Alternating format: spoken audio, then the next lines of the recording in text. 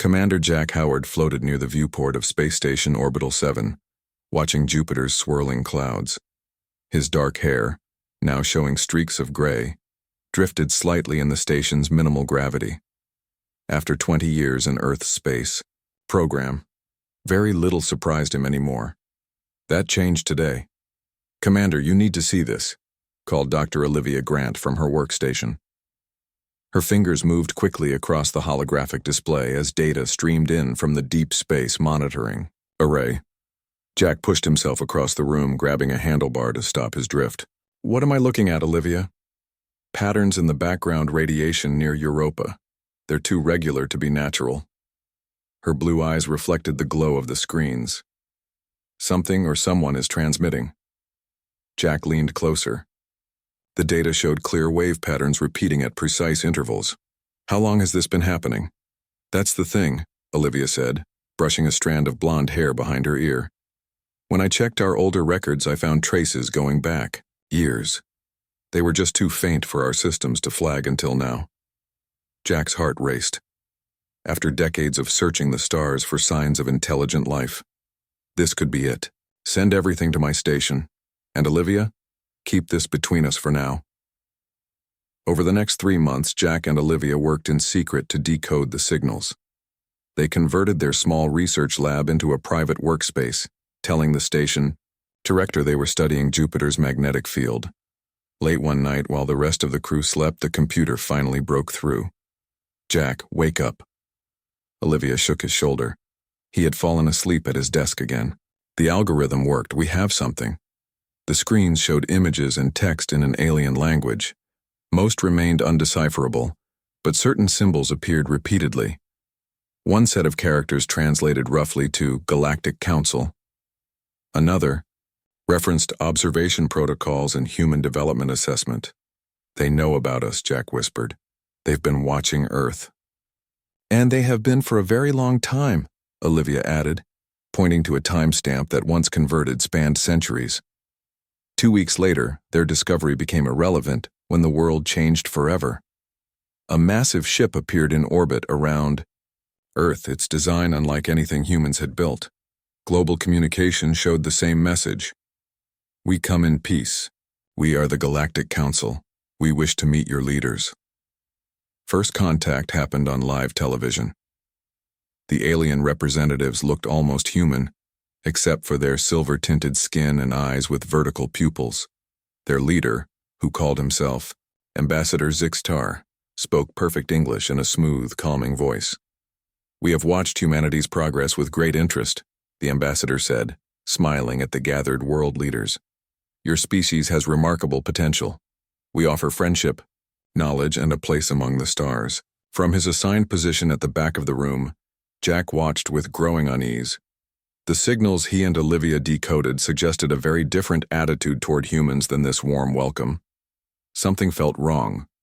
Earth's governments quickly formed a first contact committee. The aliens provided small technological gifts, medical devices that could heal wounds in seconds, power cells that never needed charging, and food production methods that could end hunger. People celebrated in the streets. News channels called it humanity's greatest moment. Lieutenant Samantha Miller sat in the mess hall of the USS Defender, America's newest space vessel, watching the celebrations on the wall screen. With her short red hair and freckled face, she looked younger than her 32 years. As one of the officers chosen to coordinate with the council representatives, she had spent more time with the aliens than most. "They're lying about something," she told her friend Ben Wright as they ate. "Have you noticed they never answered direct questions about their history, or why they decided to reveal themselves now? Maybe alien cultures have different ideas about sharing information," Ben suggested. "Not everyone's as direct as you, Sam." Samantha frowned. "Yesterday I asked about their home planet, and Ambassador Zixtar changed the subject 3 times. "Well, tonight you can ask all the questions you want," Ben said. "You're on the security detail for the tour of their ship, right?" The alien vessel dwarfed anything humans had built, stretching almost a mile long. Inside, 20 Earth representatives, including Samantha, marveled at the curved hallways and strange materials that seemed to change color depending on who looked at them.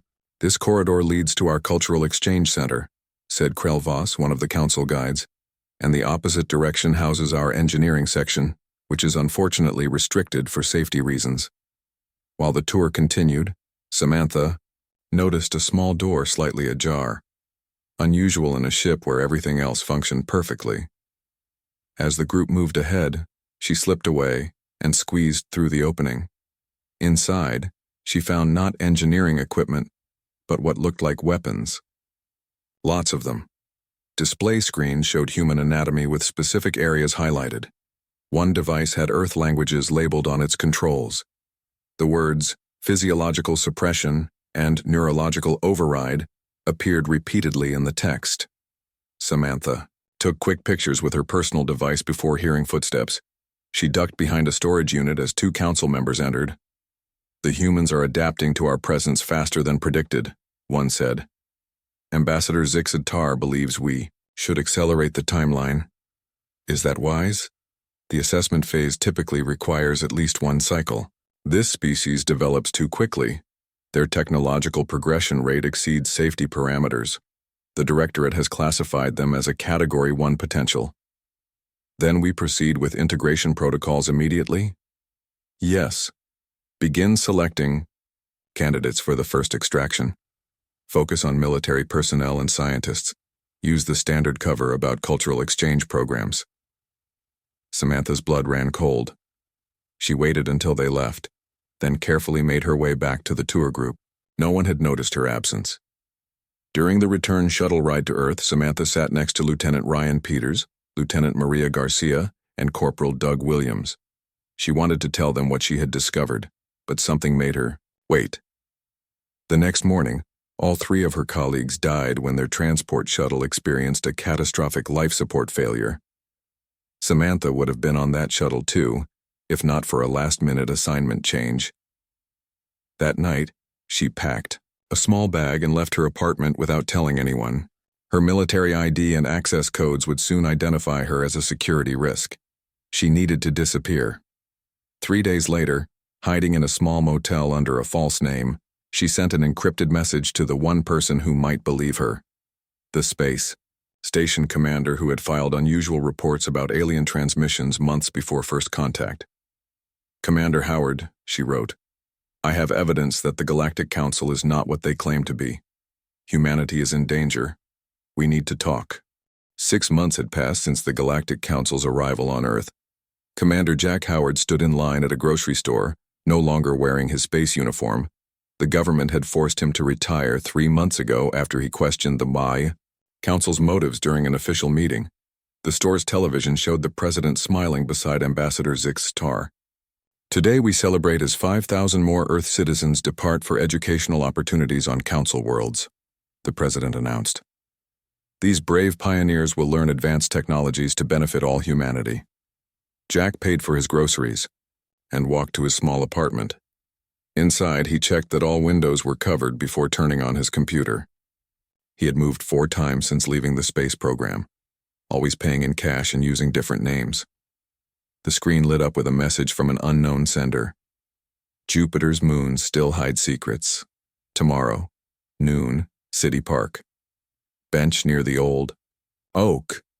Jack recognized the code phrases he and Lieutenant Samantha Miller had established.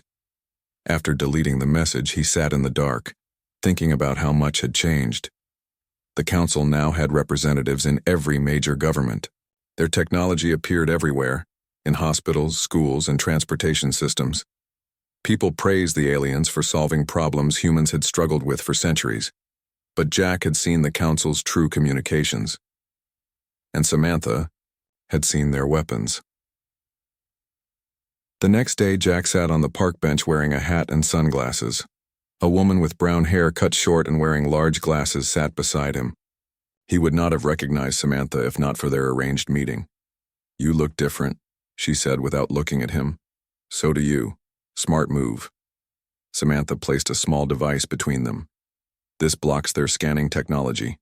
We can talk for exactly 3 minutes before it needs to recharge." "Tell me what you've learned," Jack said. I've been tracking the people selected for the council's exchange programs, she explained. At first, they sent regular messages home. Now communications have almost stopped. The few messages that do come through sound scripted. Jack nodded. The same pattern appears in all council interactions. They offer help, but control all information. I've found others who don't trust them, Samantha continued. Dr. Olivia Grant was fired from the space program after you left. She's been analyzing council technology in secret. And there's Alan Reyes, a programmer who noticed strange code in the new global communication systems. Any military contacts? 1. Kate Daniels, former Special Forces. She was selected for the exchange program but managed to avoid boarding by creating a fake medical emergency. Now she's hiding like us. The small device beeped softly. 1 minute left, Samantha said. I need your help breaking into a council facility. They're building something big outside the city. Official story says it's a cultural center, but the security suggests otherwise. When? 2 weeks. I'll send details using our code. The device beeped again. Samantha stood up. One more thing. The council archives mention other species they've encountered. None of them exist anymore. Jack watched her walk away, feeling cold despite the warm day. That night, Jack met Dr. Olivia Grant at an abandoned warehouse. Her blonde hair was now black, and dark circles surrounded her eyes from lack of sleep. I've been studying the medical devices they gave us, she said, showing Jack her makeshift lab hidden behind false walls. They do heal wounds, but they also collect biological data and send it somewhere. Can you block the transmission? Jack asked. Already done, but that's not all.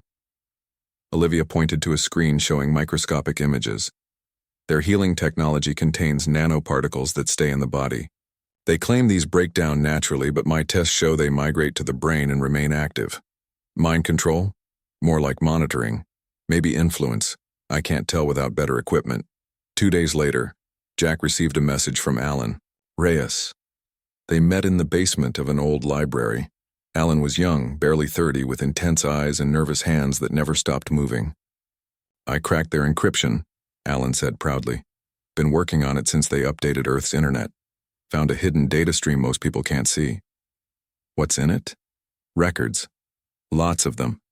The council has visited thousands of planets. Alan showed Jack his laptop. They categorize species by threat level.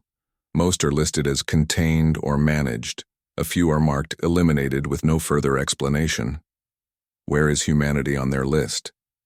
Alan's face turned serious. Category 1. Highest threat. The notes say we advance too quickly and show too much independence. They mention our aggressive expansion potential as particularly concerning. Jack felt his stomach tighten. How do they usually handle Category 1 species? That's in a section I haven't fully decoded yet. But based on patterns, first they infiltrate, then they create division, and finally they implement something called containment protocols. We need to know what containment means, Jack said. I'm working on it, but there's something else. Alan lowered his voice. The files show the council isn't really a cooperation of equals like they claim. One species controls everything. The others were conquered long ago. Now they serve as representatives, carefully selected to match the biology of whatever planet they're targeting.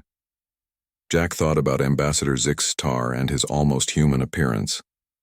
So our representatives were specifically chosen to look like us. Exactly. Makes the takeover smoother. 1 week later, Samantha brought Kate Daniels to their growing resistance group. Kate was tall with short dark hair and moved with military precision. Her face rarely showed emotion, but her eyes missed nothing. I've been watching the new facility, Kate reported. Trucks arrive at night. They bring in humans, unconscious ones. Guards use council weapons that don't leave marks. Where do they take them? Jack asked. Underground. The building goes down at least 10 levels despite official plans showing only 3. Olivia joined the conversation. Could be connected to the exchange program. Take people openly for the program, but also take some secretly for other purposes. We need to get inside, Samantha insisted. Kate nodded. I've identified their security patterns. There's a weekly gap of exactly 12 minutes when they change shifts. We can use that. It's too dangerous, Jack argued. We need more information. First, we're running out of time, Samantha countered. Look at this. She showed them her tablet with news alerts from around the world. Political leaders arguing with each other, religious conflicts flaring up, disputes over council technology distribution. Phase 2, Alan whispered. Division. They're turning us against each other while preparing for containment. Jack looked at the faces of his small team. 4 people against an alien force that had conquered countless worlds. 2 days, he finally said. We go in 2 days. Kate, create the entry plan. Alan, find us communications that can't be tracked. Olivia, we need devices to block their scans. Samantha, gather everything you've learned about their security systems. As they left to prepare, Jack remained alone in their hidden room. On a wall, they had collected pictures of missing scientists, military personnel, and government officials, all supposedly on council worlds or special assignments. The real number likely reached into the thousands. Whatever containment means, Jack whispered to himself.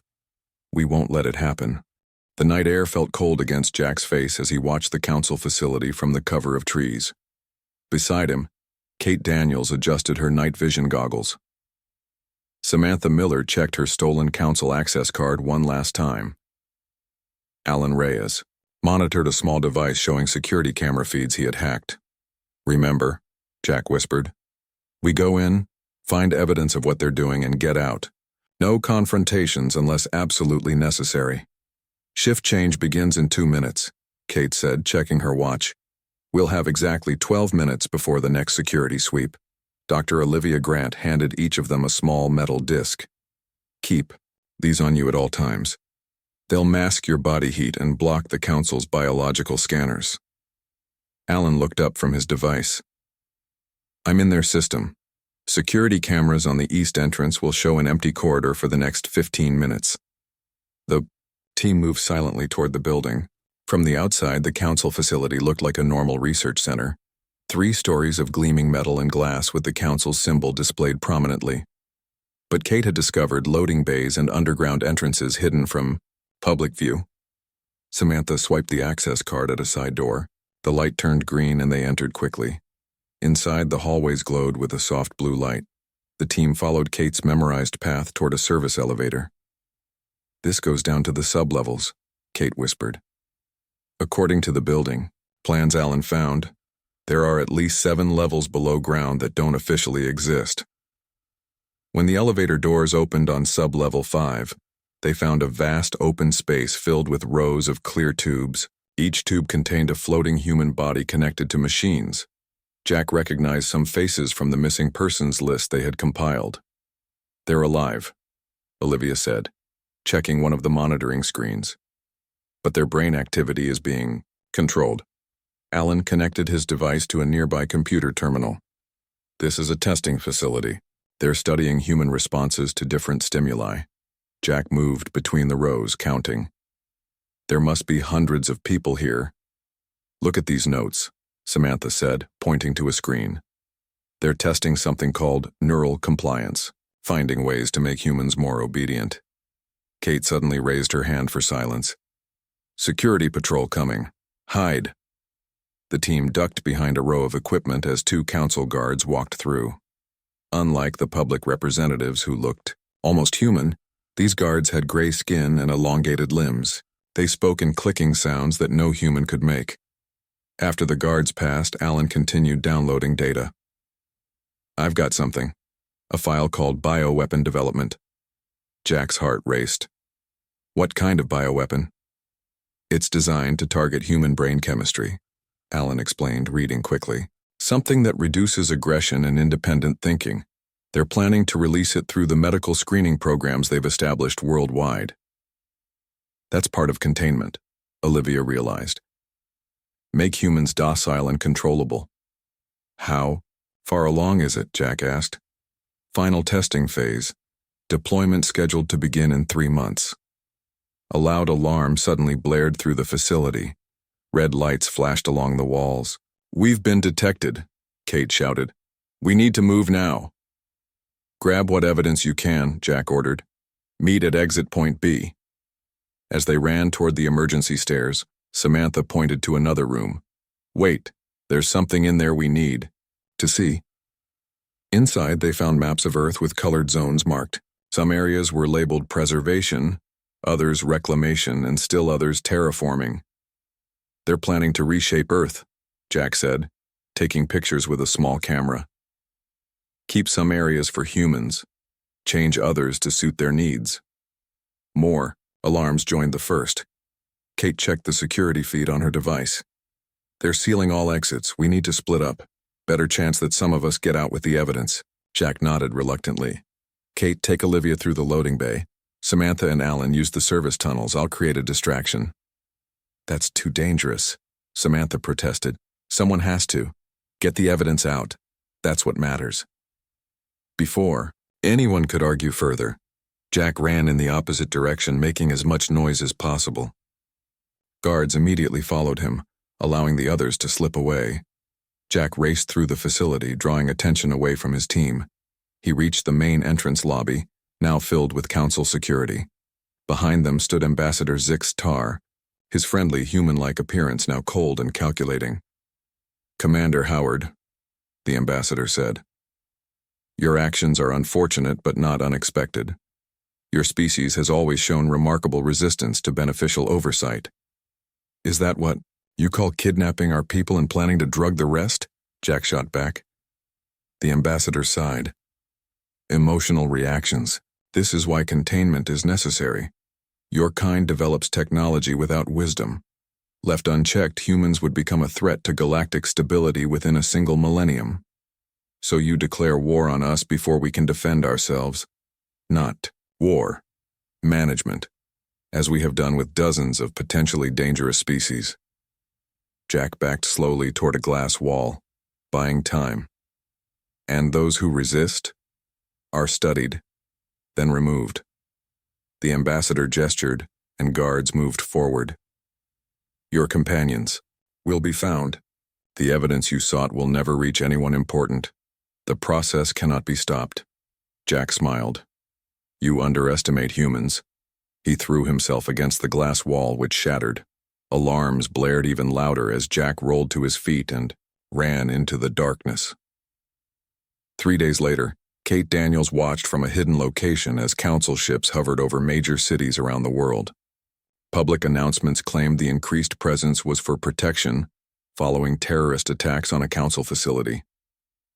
Kate entered a small apartment where Olivia, Samantha, and Alan waited anxiously. Their faces showed relief when they saw her. Any word from Jack? Samantha asked. Kate shook her head. Nothing since the break-in, but I found this. She handed them a small data drive. Hidden where he told me to look if things went wrong. Alan plugged it into his computer. It's a message, and coordinates to a military base? Why would Jack send us there? The screen showed Jack's face, recorded before the mission. If you're watching this, I'm either captured or dead. But I've been working on something else these past months. Someone inside our military believes us. Admiral Paul Blackwood commands the Pacific Fleet. He's been quietly preparing for the possibility that the Council isn't what it seems. The team stared at each other in shock. There's more, Samantha said, pointing to the screen as Jack continued. Admiral, Blackwood has kept certain weapons systems off the official records. He has ships and personnel the Council doesn't know about. He needs proof of their real intentions to convince other military leaders. Jack's face grew more serious. If I don't make it back, take everything we found to these coordinates. Tell Blackwood about the bioweapon and the people being held in the facility. We might be the resistance, but we need an army to fight what's coming. The message ended. The room fell silent. We have 2 days before the Council realizes what we took, Kate finally said. We need to reach this admiral. What about Jack? Samantha asked. We can't just leave him. Jack knew the risks, Olivia said gently. And if he's alive, the best way to help him is to use what he gave us. Alan closed his computer. The Council is moving into Phase 3. If we don't stop that bioweapon deployment, humanity is finished. Kate checked her weapons. Pack only what you need. We leave in 1 hour. Admiral Paul Blackwood stood on the deck of a submarine hidden deep beneath the Pacific Ocean. At 60 years old, his hair had turned completely white, but his eyes remained sharp. The small vessel wasn't listed in any official records. Neither were the 5 other submarines or the 3 ships disguised as ordinary cargo vessels. A young officer approached him. "Sir, 4 civilians have arrived at our surface checkpoint. They're using Commander Howard's access codes." The admiral nodded. "Bring them down." An hour later, Kate Daniels, Samantha Miller, Dr. Olivia Grant, and Alan Reyes sat across from Admiral Blackwood in a small conference room. They had just shown him everything they discovered at the council facility. "Jack Howard contacted me 6 months ago," the admiral explained. "I didn't believe him at first, but I've served long enough to develop good instincts about threats. Something about the council never felt right." "How many people do you have?" Kate asked. "Not enough. About 2,000 personnel who agreed to disappear from official records. 30 pilots, some scientists. We've been collecting weapons and supplies, keeping them off the grid." Alan opened his laptop. "Sir, the bioweapon data we recovered shows a deployment timeline. They plan to release it through water supplies in major cities within 3 months. Once people are exposed, they'll become more passive, less likely to question authority. But first they'll need to eliminate those who might resist," Samantha added. "Military leaders, key scientists, government officials who haven't already been replaced or influenced." The admiral studied the data. "We intercepted council communications about something they call the Phase 3 protocol. Now we know what it means." He turned to Dr. Grant. "Can you develop protection against this bioweapon?" Olivia examined the files. "Possibly. The compound targets specific neurotransmitters. If I can create a blocking agent, but I'll need proper lab equipment." "You'll have whatever you need," the admiral assured her.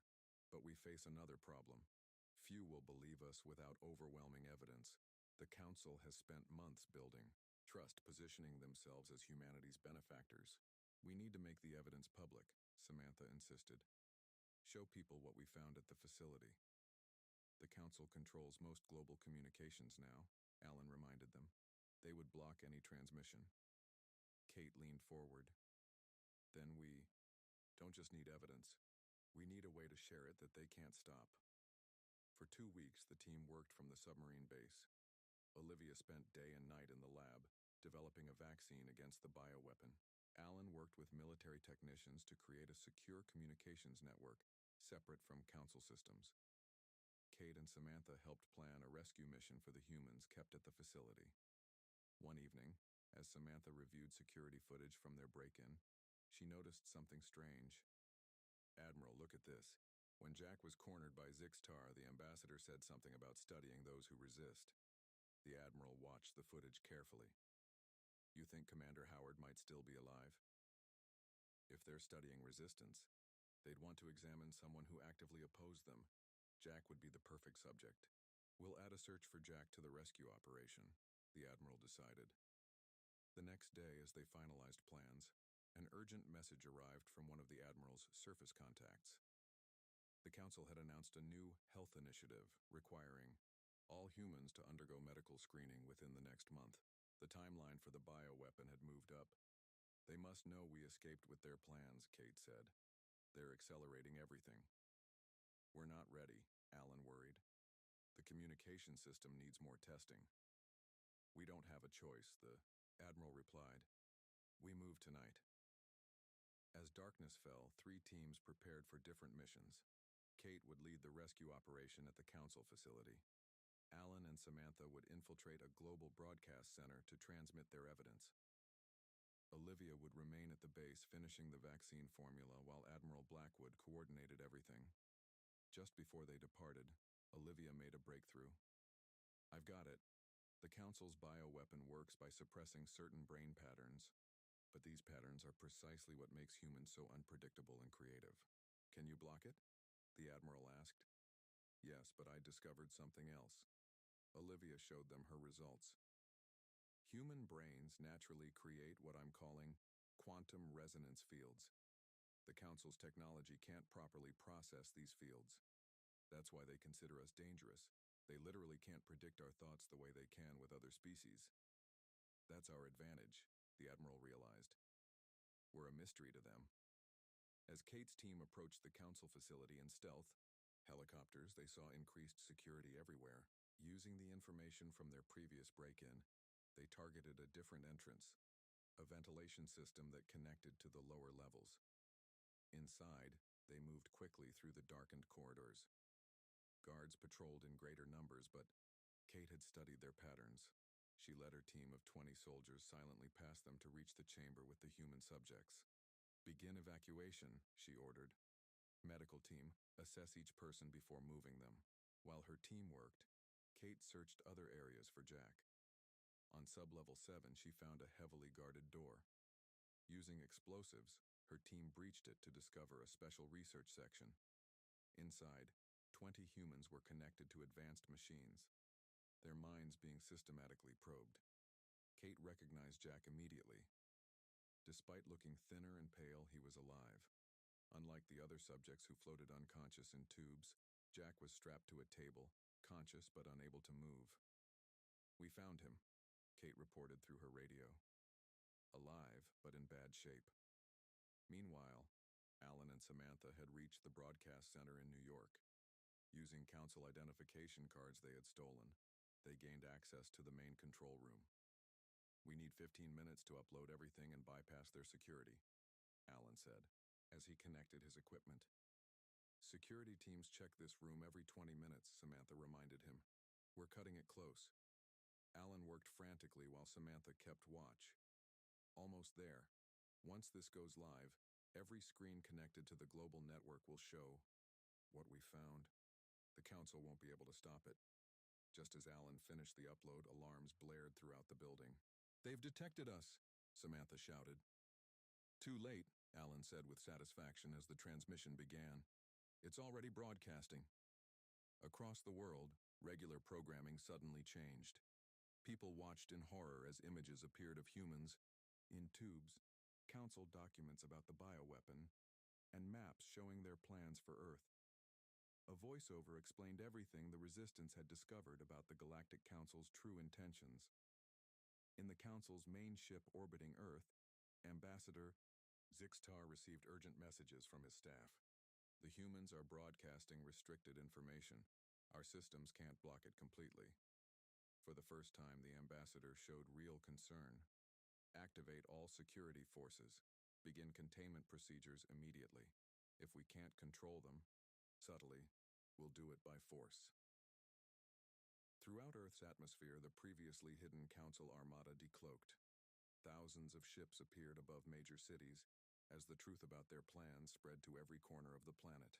Chaos erupted across Earth as thousands of Council ships appeared in the skies. People stared up in horror, the truth of the broadcast confirmed by the sudden show of force. In military bases worldwide, confused officers received conflicting orders as some leaders, already under Council influence, urged surrender, while others called for resistance. At the hidden submarine base, Admiral Blackwood activated a secure communication channel to all military units still under human control. "This is Admiral Paul Blackwood.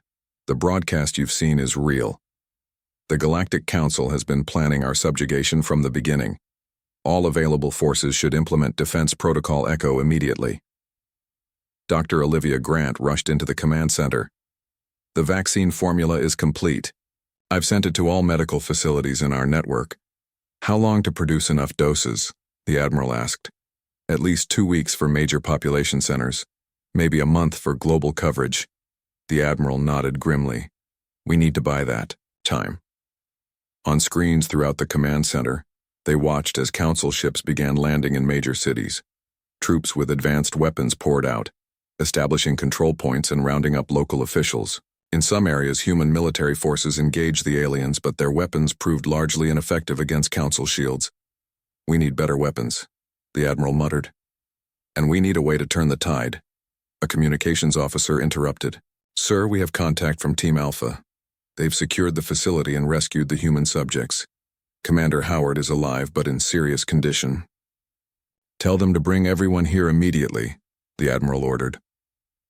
Hours later, medical teams worked frantically to treat the rescued humans.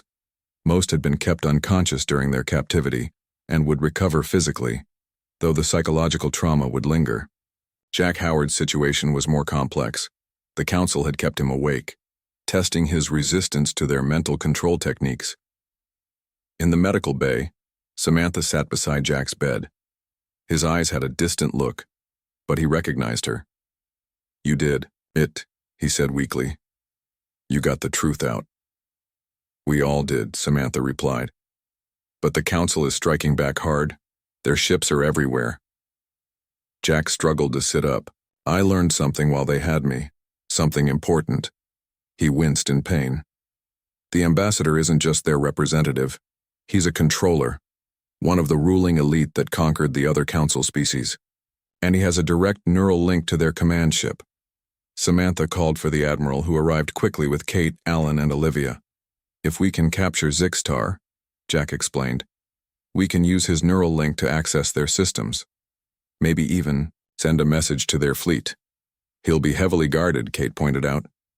"Yes, but I know where he'll be," Jack said. "They have a central command node in each region. For North America, it's inside Mount Weather. The facility was supposed to protect our government leaders in a crisis. Now it's their headquarters." Admiral Blackwood considered this information. "A strike team could reach Mount Weather, but we'd need a distraction, something big enough to draw away their security forces." Alan, who had been working at a computer terminal, looked up suddenly. "I think I have an idea. The Council ships communicate using quantum entanglement. It's why we can't intercept their transmissions. But that same technology makes them vulnerable to certain types of interference." "Explain," the Admiral demanded. "Remember what Olivia discovered about human brains creating quantum resonance fields?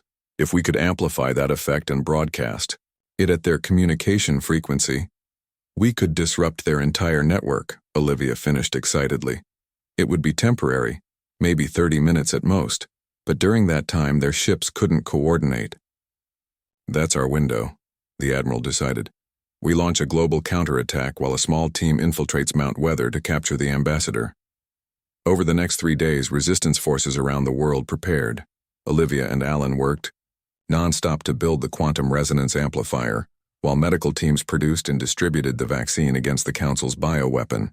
Kate trained a strike team for the Mount Weather mission. Jack, still recovering but insisting on participating, studied the intelligence they had gathered on the ambassador. "He has weaknesses," Jack told them. "During my captivity, I noticed the controllers are physically vulnerable to rapid temperature changes. Their biology can't adjust as quickly as ours." The day of the attack arrived. Council forces had established control over most major cities, but resistance grew as people realized what was happening. The broadcast had reached billions, and now, ordinary citizens fought back using whatever means they had available. Admiral Blackwood addressed the combined strike teams. "Today we fight not just for our freedom, but for our very existence as a species.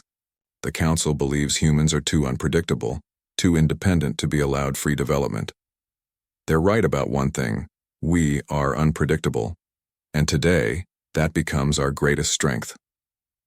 The quantum resonance amplifier activated at precisely 0900 hours.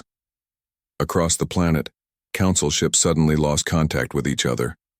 On the ground, alien troops found their weapons and communication devices malfunctioning. Human military forces launched coordinated attacks on Council positions worldwide. Fighter jets that had been hidden in underground bunkers took to the skies. Submarines surfaced to fire missiles at hovering alien ships. Meanwhile, the strike team led by Kate, with Jack and Samantha providing tactical support, approached Mount Weather. Using the confusion caused by the communications blackout, they breached the outer defenses and fought their way inside. In the central command chamber, they found Ambassador Zixtar surrounded by guards. The battle was fierce but brief. Using specially designed weapons that could rapidly freeze then heat their targets, the team neutralized the guards. The ambassador, his human-like appearance now failing to reveal his true form, stared at them with contempt. "This changes nothing. Our fleet will recover. There are thousands of ships, millions of soldiers. You cannot win. We don't need to defeat your entire fleet, Jack said, approaching him. We just need you. Using technology Alan had designed based on Council devices, they connected to the ambassador's neural link. Jack placed a specialized helmet on his own head, interfacing with the alien network. What are you doing? The ambassador demanded, suddenly afraid. Sending a message, Jack replied. Not to your ships, but to the species you've enslaved. Through the neural link, Jack broadcast images of Earth's resistance along with data they had gathered about the Council's conquest of other worlds. Most importantly, he revealed that the ruling controllers were not invincible, that their carefully constructed empire had vulnerabilities. Across the Council fleet, alien crews from conquered worlds saw the truth. Many had served only through fear and mental conditioning. Now, with communications disrupted and the evidence before them, rebellion sparked. Ship after ship broke formation. Some turned against the controller vessels. Others simply withdrew from Earth orbit, refusing to fight. The carefully maintained hierarchy of the Galactic Council fractured as centuries of oppression finally found an outlet. On Earth, the tide turned as Council forces found themselves without reinforcement. The vaccine spread, protecting humans from the bioweapon. More ships carrying alien rebels arrived, not to conquer, but to join the fight against their former masters.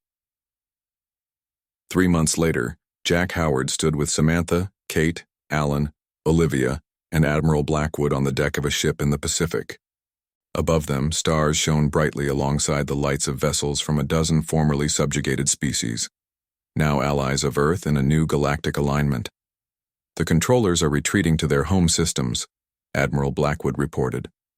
Their empire is collapsing as more worlds declare independence. And Earth? Olivia asked. Still standing, Jack said with a smile. They thought our unpredictability made us dangerous. They were right, just not in the way they expected. Samantha looked up at the new alien ships, allies now rather than conquerors. Where do we go from here? Forward, Jack replied simply. Into a universe bigger and more complex than we ever imagined. But we'll face it the same way we faced the Council, on our terms, with our human unpredictability intact. Above them, the stars seemed to shine a little brighter, promising not isolation but connection with a galaxy now open to humanity's unique approach to the universe.